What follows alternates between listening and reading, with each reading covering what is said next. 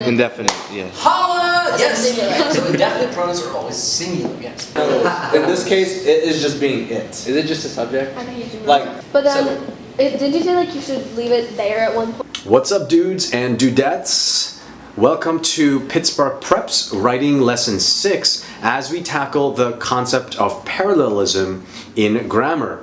Really, I want to tell you guys, nice job. This is the last major final category that we will tackle together as it pertains to the writing section for your SAT test prep.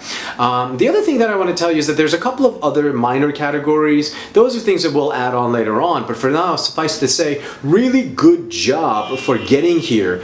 Most of your peers would not have taken the time to even have studied this far, so you're doing a really good job. At this point, if you're here, you're already looking at the finish line of this race. So you just have a little bit more to go, and then you'll be done with the writing section review for your examination.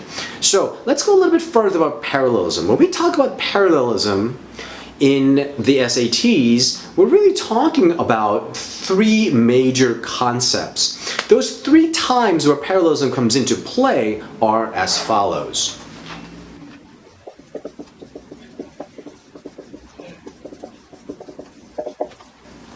The three times that you'll actually consider utilizing this concept of parallelism are, number one, when it comes to lists, two, comparisons, and three, structure.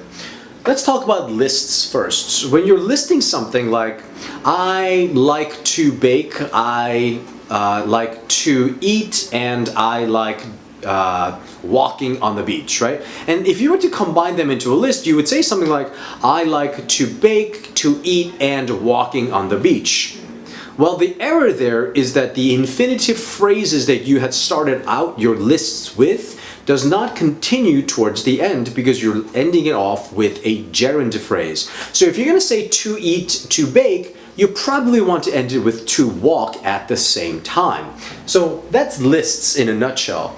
So you want to really make sure that all of the lists that you actually go ahead and express in your sentence are all parallel or consistent with each other.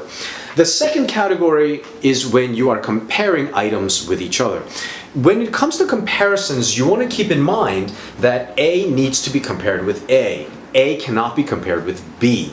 So keep these things in mind. The second thing with comparisons that you want to really pay attention to are comparative words that often get misused. So if you don't know the difference between as versus like, or when to use less than versus fewer than, well, this is the moment for you to really stay focused, because in our textbook, we outline exactly when to use them, how to use them correctly, so that you can really appreciate this language that you've been speaking all this time so much more.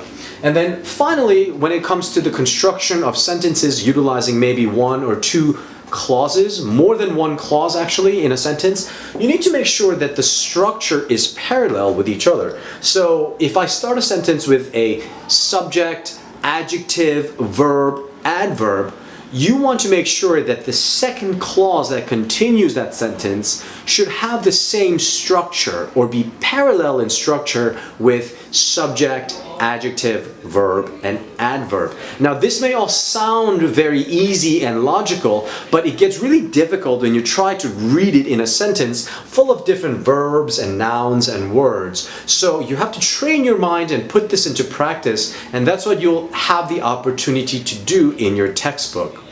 Anyway, keep going really strong here, you guys. I'm very proud of you for sticking with it thus far, and I'll catch you guys in the next lesson. Nice job, everybody.